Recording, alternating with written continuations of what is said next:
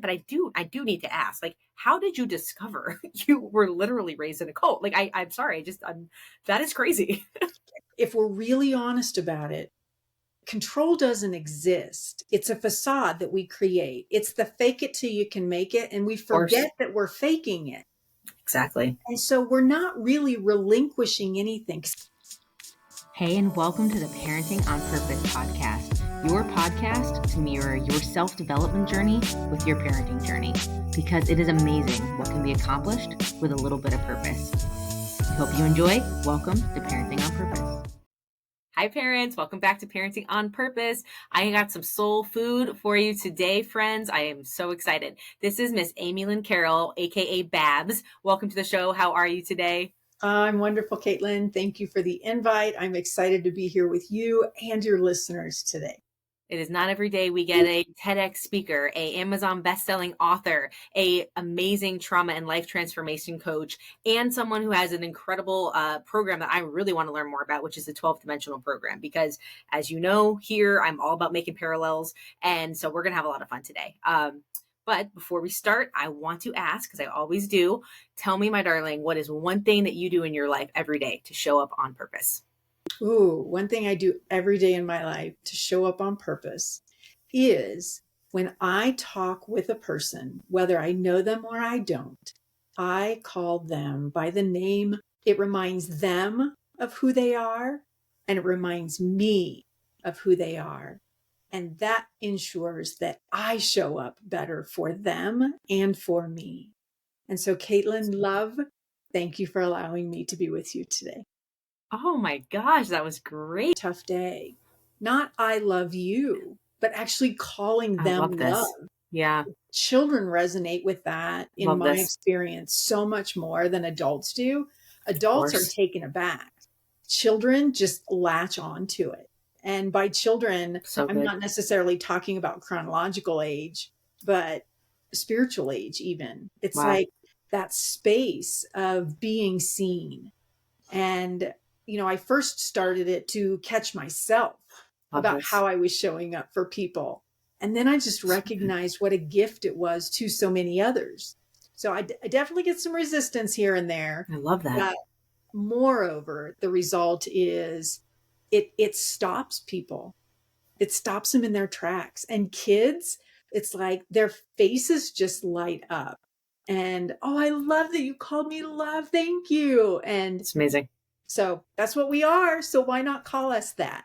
Amen to that. And I that's where I was going with it. I wanted to say thank you, because you just healed something in me that I didn't even realize was a trauma that I carried, which was referring to people as you truly see them and reminding yourself how to show up. So thank you for that. That was awesome. So good. Hey, you prompted it with the question. And this is why I ask. It's season 2, and I thought about, like, maybe we change that up, and I'm like, I can't, because I learned so much from how people show up, and that's why we're doing this. So you brought the goods. That was perfect. So does that mean, since we've learned something, we can just log off now? We're good. Exactly.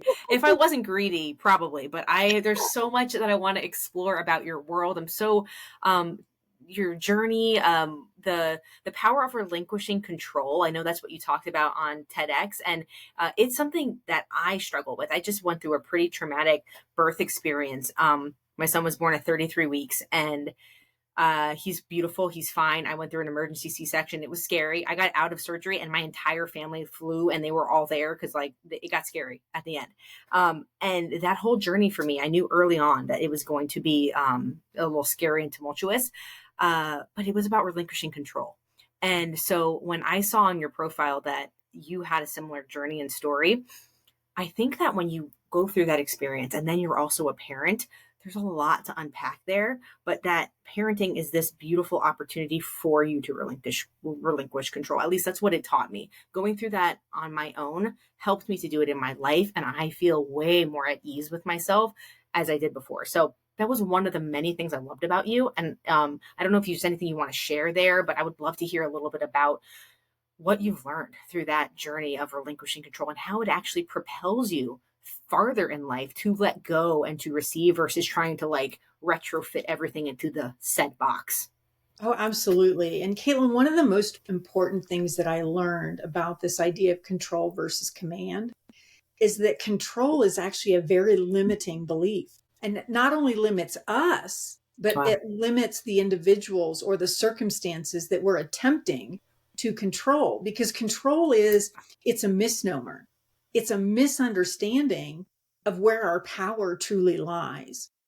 For me, um, that lesson really came in October of 2022.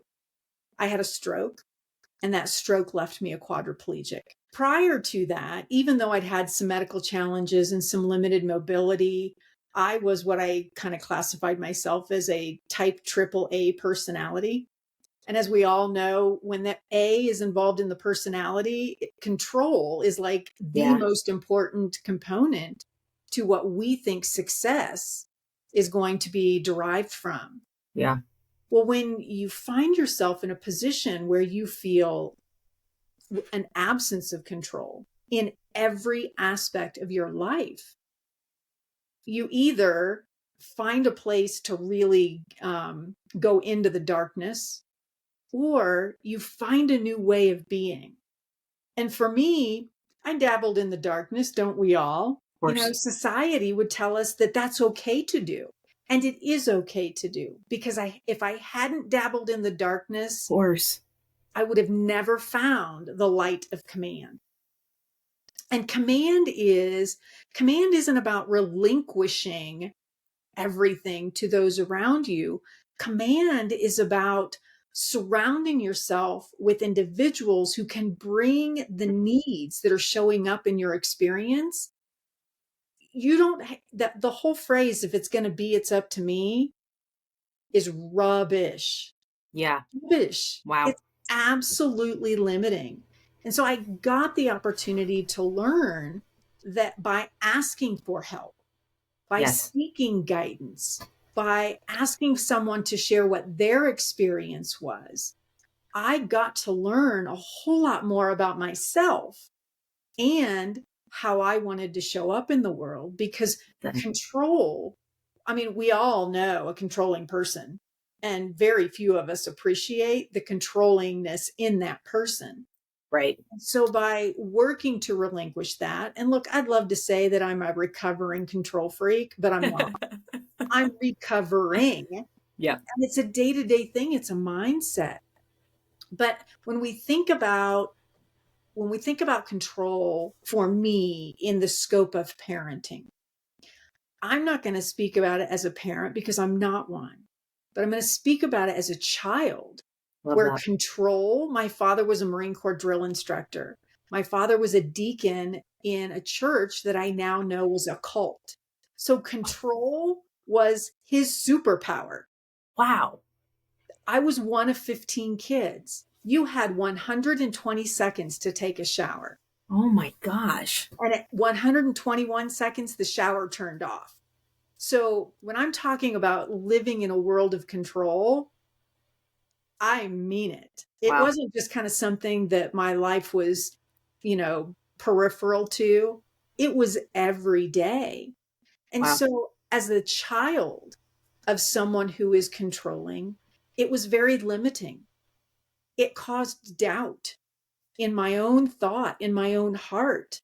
My value, my worth was it was predicated on doing what a controlling parent dictated, Mm-hmm. as opposed to exploring and finding out who I am and what I have to offer and what excites me. And Love that. so Oh, from that parenting space, yeah. it's as much about how we interact with other adults. That's important. But when we think about wanting to give back to our children in a way where they can flourish and thrive, that controlling aspect actually limits a child, and it Makes sense. stunts their growth physically, mentally, emotionally, spiritually. Yeah. Pick an illy, and we're limiting it when we try to control, especially the mind, the heart, the soul Exactly. of a developing child. That was a lot. We were coming back to I realized I was raised in a cult. There, that was not lost on me. So we're going back to that because like, whoa.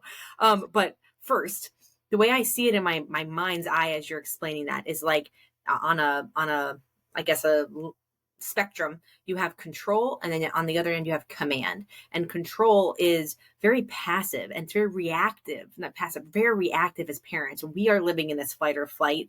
We have these beliefs in ourselves of what life should be like, and if we don't feel like we're doing right, we have this oppressive like dictatorship kind of going on in our household. And yes, and I felt it within me as you were talking about it, but that we can't allow our children to really flourish and grow and have fun. And it sounded like children playing in the fields as you were saying it. I could just get this visual of just this beautiful life that these kids are naturally inclined to have, that we oppress. And as this is why I do this whole podcast, but as parents, this is our second chance, not to overteach, not to control, but to let them rub off on us, to be the kid who takes off her shoes and puts them on the grass, or to be through the eyes of a child again. So that was beautiful. And I also want to ask more about the command, because when I hear command, is that supposed to be synonymous with like surrender? But you also mentioned you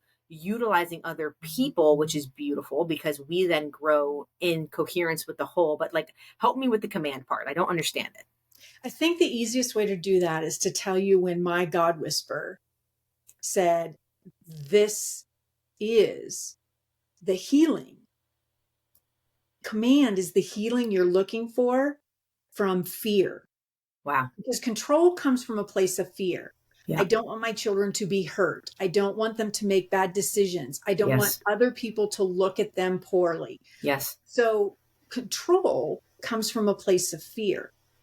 So a couple of years back, my husband and I are watching, I think it was Apollo 13. It was the 50-year anniversary of landing on the moon. And they actually used footage and audio. The entire audio of that movie was captured from during the time Oh, wow. of Apollo 13. And so we're sitting there, and on the screen, what you see the command center. Mm. And in that command center, there are hundreds of computer monitors. And for each computer monitor, there's one person. And all of a sudden, it dawned on me that astronauts are not in flight for an 8-hour shift. So I did some research. And the redundancy for each position held within the NASA command center when a shuttle is on flight, when astronauts are on flight, is at least 4 to 6 people redundant, 4 to 6 people deep. You're not the only person that can do that job at any level, whether you're Right. the astronaut, whether you're the guy removing garbage and trash, Right. so from the top of the food chain to what might be perceived as the bottom, the redundancy and the importance of each person knowing their task. And when challenges arose, it wasn't one person solving it. It may be one person communicating to the astronauts, but there was a Correct. team of people bringing their expertise to the question that had arisen. And it was a question. We think of them as challenges. We think of them as trauma. Course. We think of Course. it as, life is happening to me. Mm-hmm. But the opportunity that those scenarios open up for each and every one of us, that invitation Exactly. is to call on the people in our sphere of influence or Wow. to seek out individuals who can help us answer a question. And that's the command. Because without the command center, not only could those astronauts have not come home safely, they would have never left the Earth. Right. And that to me is the important thing. Command allows for frontiers that control sees as boundaries. Frontiers Wow. versus boundaries. Command versus control. And my life has changed exponentially just with that shift in my own thought. Because not only do I view the people around me differently, but I am grateful for them Of course. in a much different way. And I'm seeking out their strengths as Yes. opposed to focusing on the things that might annoy me about them Hmm. or that Wow. are toxic even in 2024 terminology. Verbiage. Right. Yeah. Of So it becomes this space where you begin to interact differently course. because you're seeing those people around you very differently. And the people around you, when you begin to see them differently, your friendships, your relationships change because you're seeing a part of them. You're Yeah. seeing their strengths. You're Yes. seeing their know how. You're seeing the things that they bring to the table, where most people in their lives are seeing the deficiencies. Limiting limits. Yeah. Wow. Love was the divinely orchestrated um, component of we are not meant to exist alone. We are meant to be in a community. Our children are raised in a community, whether it's church, whether hopefully maybe not a cult. Who knows? Can cults be good? I don't know. I'm a Harry Potter fan. That might be a cult. I'm not sure. Whatever that is, sports, the people on your cul-de-sac, friends from work. We are all meant to share our experiences together, have our tribe, because we can leverage that. I also felt that when you are on the end of the spectrum that's control, there is a false sense of security. There is a false maybe self-worth. I'll venture to say there's a false self-worth.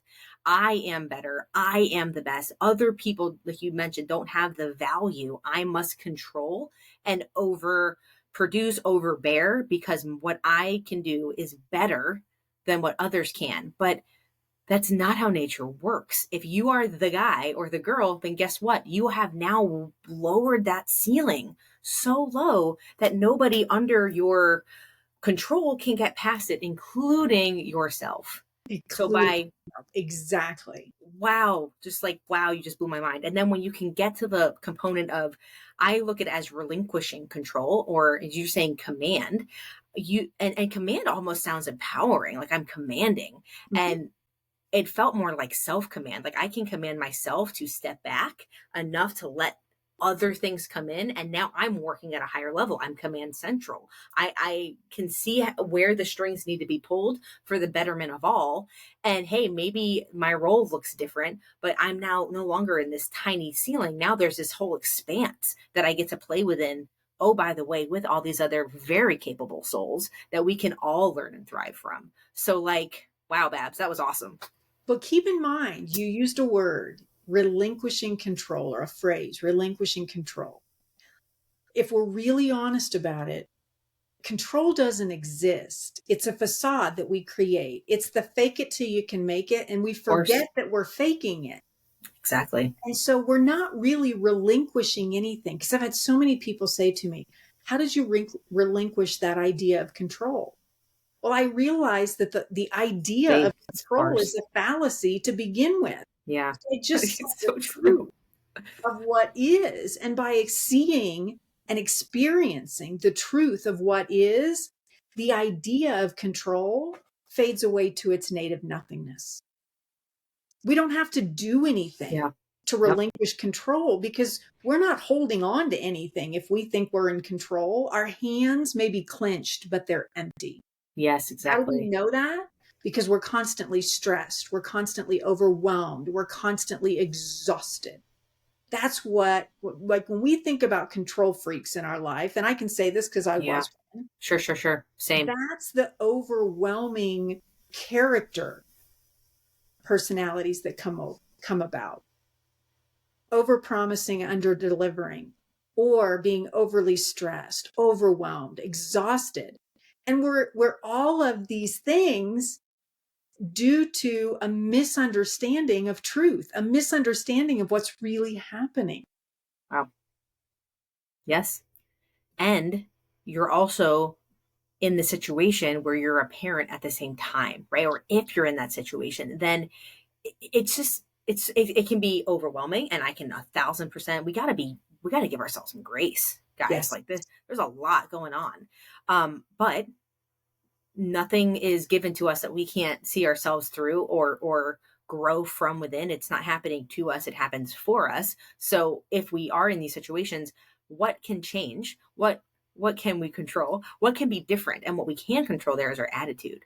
So we can allow things to not be necessarily as we think, so that we can show ourselves it's actually safe to dip our toe into the water. It's safe to expand our horizons. We will not instantly be wiped from the face of the earth if we let our child do this when we originally thought they shouldn't, or whatever that thing is. I've had to do this with myself, where I'm like, does this have to be this way, or am I just being a control freak? Why do I feel the need to tell my child how to put on his shoes? Like, why can't he figure that out for himself? Do I, out of all the things I need to do in my life, are putting on a 4-year-old shoes in that repertoire? No, they don't need to be. So that was amazing. I love that answer. That was great.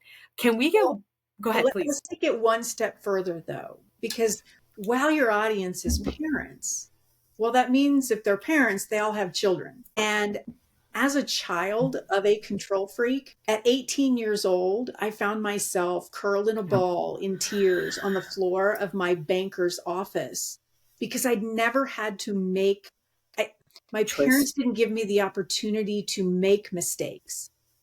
And the fear of making the wrong decision, I didn't have critical thinking skills. Right. And when we are overly controlling in the way things develop and unfold, when children are involved, especially, they don't grow the muscle of learning critical thinking skills. Yes. And so, what happens when they go to college, what happens when they leave the house, is the smallest of things becomes overwhelming because my mom's not there to show me how to do it. My dad's not there to tell me how it's to be done.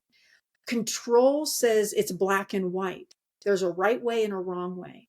Command says it opens that invitation for there to be innumerable ways for something to get done as Yes. long as it gets done.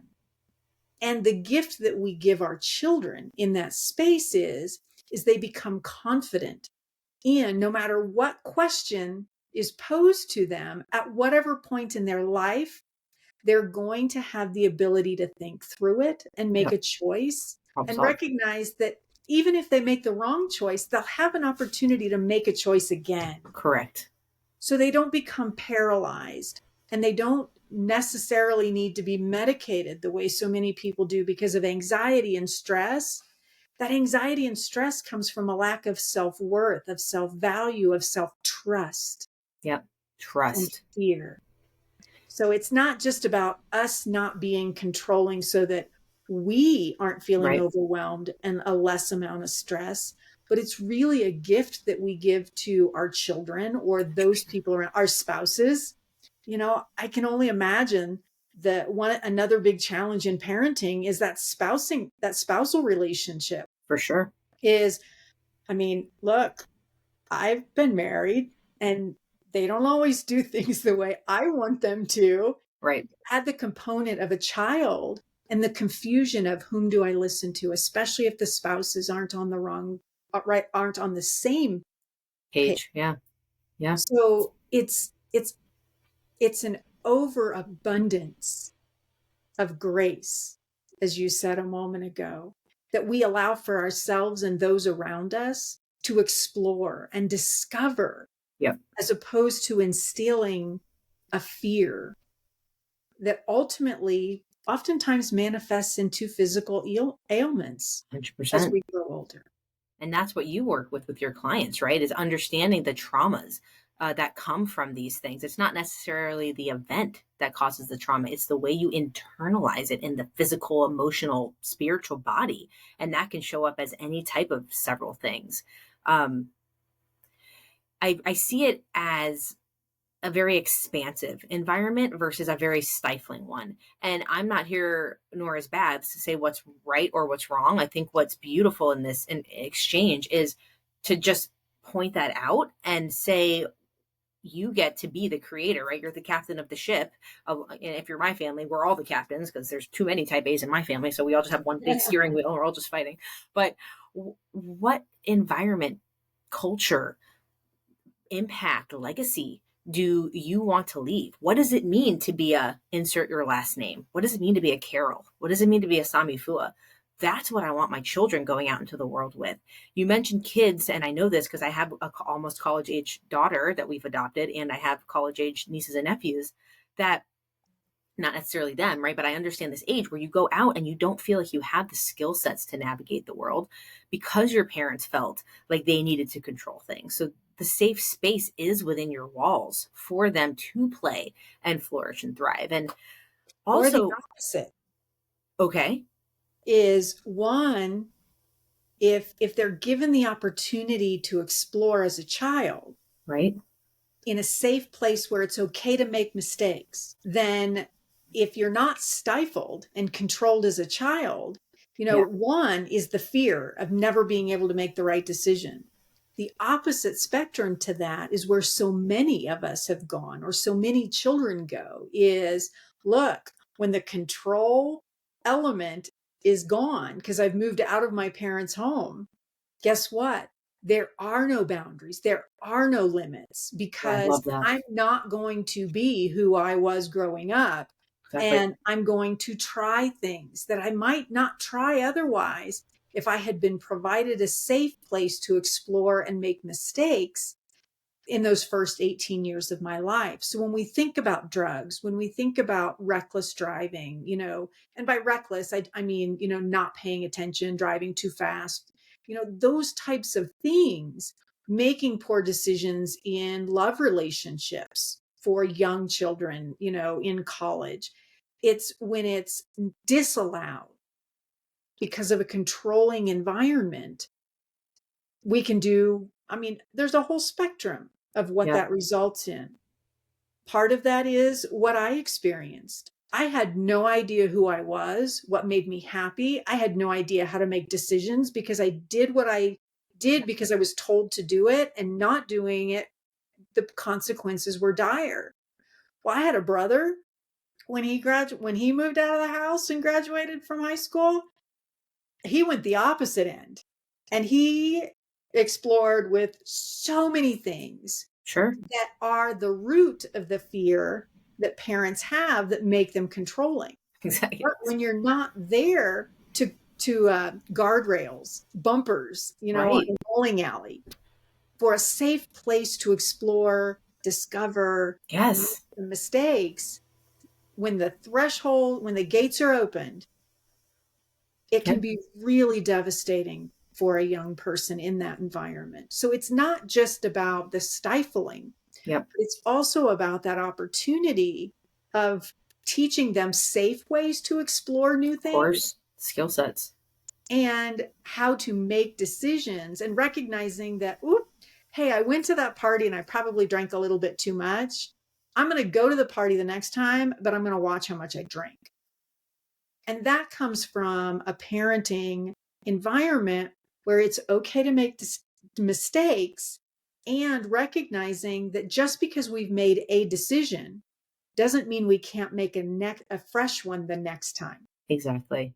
And that we weren't meant, like, we just have such a, we're so hard on ourselves, right? Like, maybe you were meant to make that wrong decision, Right. because you can learn from it, and that's okay. It is exhausting to constantly mentally relive everything in our brains and oppress ourselves for it. Like, just let it go and use that fresh energy for something else. So I'm really happy that you tied in. I wanted to ask you about the whole the upbringing, and I'm glad you brought in some of the lessons of what I've learned coming through that cult environment. But I do need to ask, like, how did you discover you were literally raised in a cult? Like, I'm sorry, that is crazy. And how I discovered it is also crazy Oh because, gosh.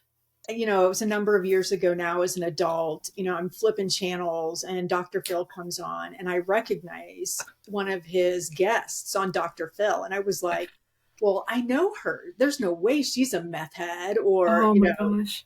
and I kind of say that jokingly Sure. because, there's a certain, it's not Jerry Springer, but it's still Dr. Phil, Yeah. so what are you coming to Dr. Phil for? And so, of course, I know this gal and she's my age, and I stop and I start listening, and she's talking about the church I grew up in. Wow. She's talking about people I know. Wow. And all of a sudden, Dr. Phil has done this research And now he's got guest number 2 that's coming out that was a part of this church organization in a different city, a different town, a different state. And it was like, I mean, that was an OMG moment. I bet. Like, I mean, and I'm cleaning that phrase up because this is a parenting audience, but you get it. It was like, it was almost a WTF, Yeah, for sure. because it's like it answered that moment of clarity, because we all understand at least the nuances that a cult is controlling. A cult is usually the the dichotomy of it is the opposite of social norms, or the exaggeration of a social Right. norm, Right.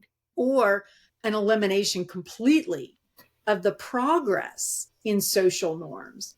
And so when I Yes. learned that, it allowed me to understand myself I bet. and my parents, Wow. Yes. keeping in mind A lot of when healing. my parents passed away when in my early 20s, I did not attend either one of their funerals. Can you imagine? They're gone. I mean, the proverbial dancing on a grave was done. Yeah. It wasn't proverbial. Yeah. I could not have been happier that this person, at that point in my life, I thought this person no longer has control over me. And I didn't Wow. know the difference between control and It's command at heavy. 22 years old. Yeah. Yeah. Yeah. But that physical presence. Now, I quickly learned that the mindset, I mean, growing up, we weren't allowed to enter our parents' bedroom. I'd never seen the inner confines Wow. of my parents' bedroom. Within 6 months of each other, both of my parents passed away. Wow. My older brother and I, who are the 2 oldest of 15, so I'm executor of the estate. We literally stood at the bedroom door and Wow. you open it. Nope, you open it. Nope, you open it. Like as if my father or my mother was standing there and was going to see us go into a very prohibited state. But we Interesting. had to go in there because that's where all the paperwork was. That's Right. where the things were that we needed to be able to do what we needed to do.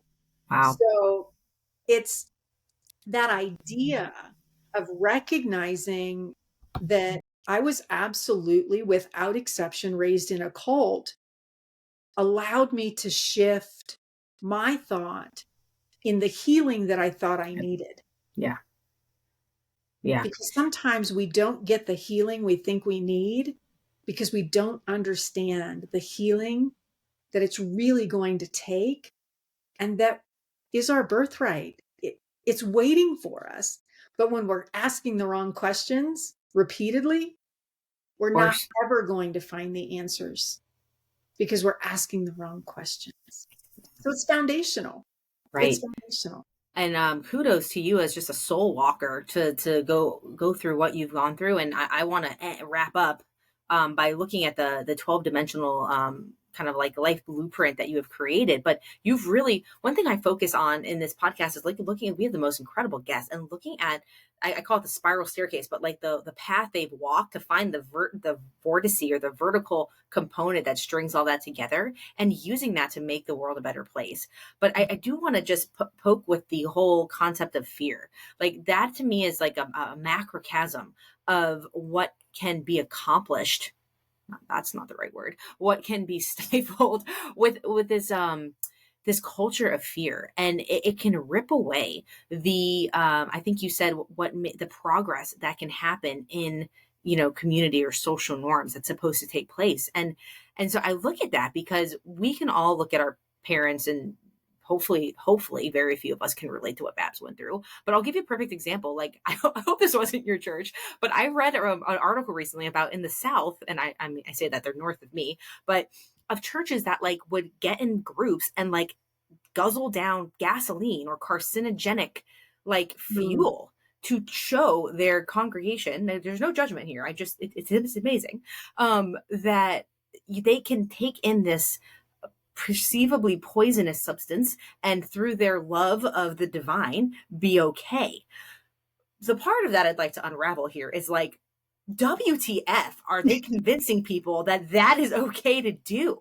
It's like that to me, that's like a prime example of Or that when, that's some badge of honor that shows that you have accomplished some level of divinity or other. like, Yeah.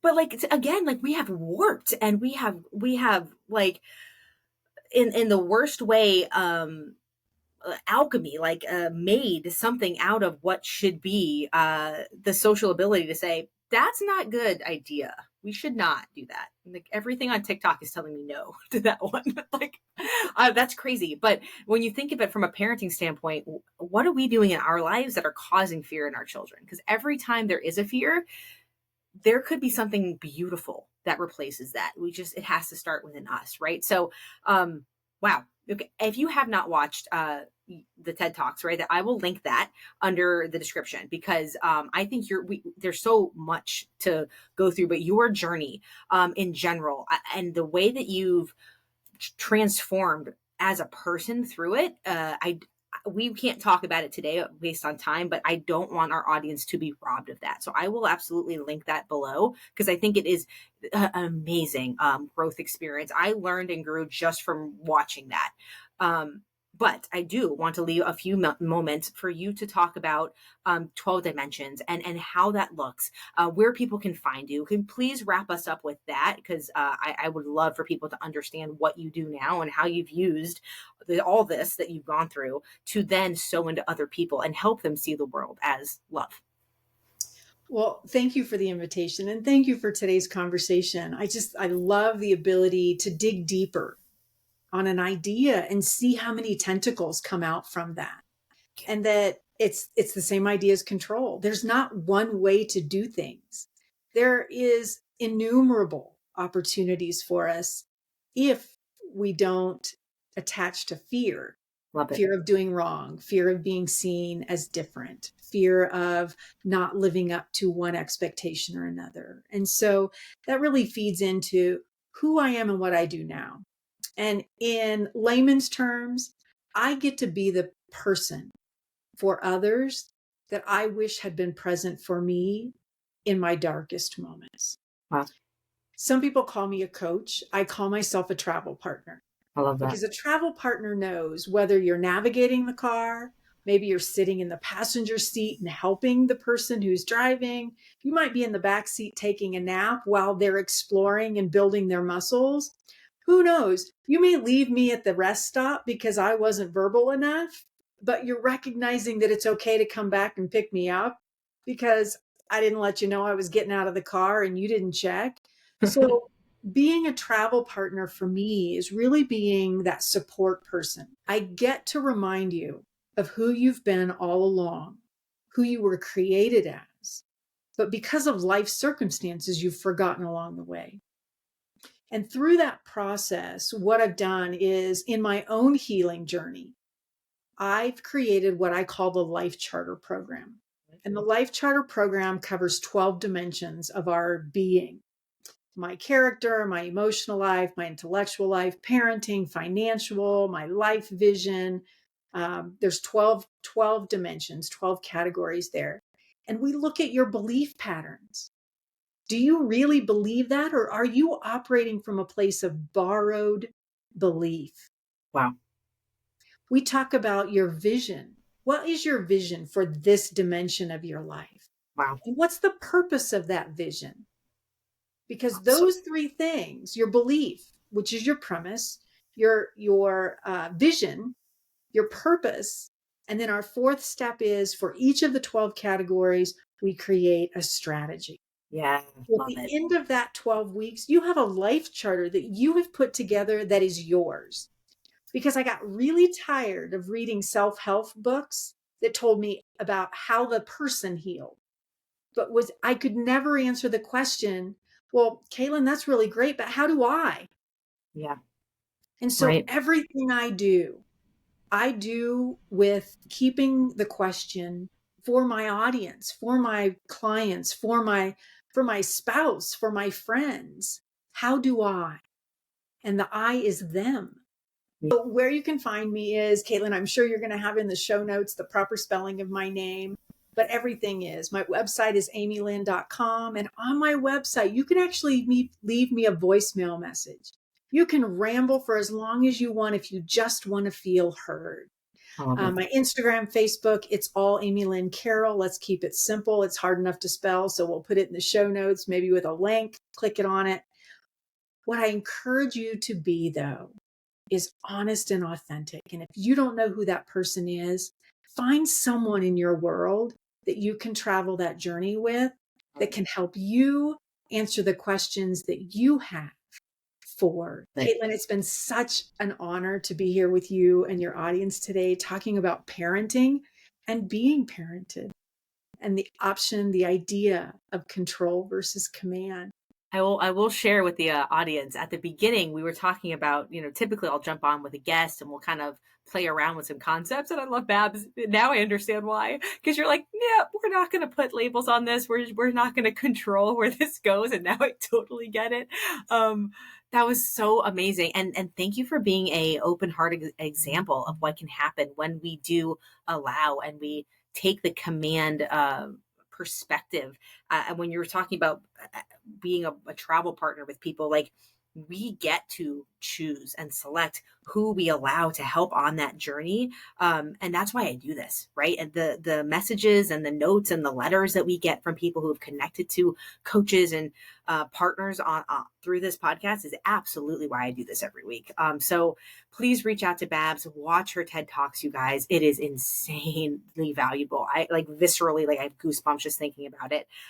Thank you for being here. I appreciate it, Babs. And parents, thank you for showing up week after week, for letting us just spend a little bit of space with you. I enjoy and learn just as much from you guys and your feedback as I hope you gain from us and our guests. So we love you. Until the next perfect time, you guys, stay beautiful, stay inspired. See you next time.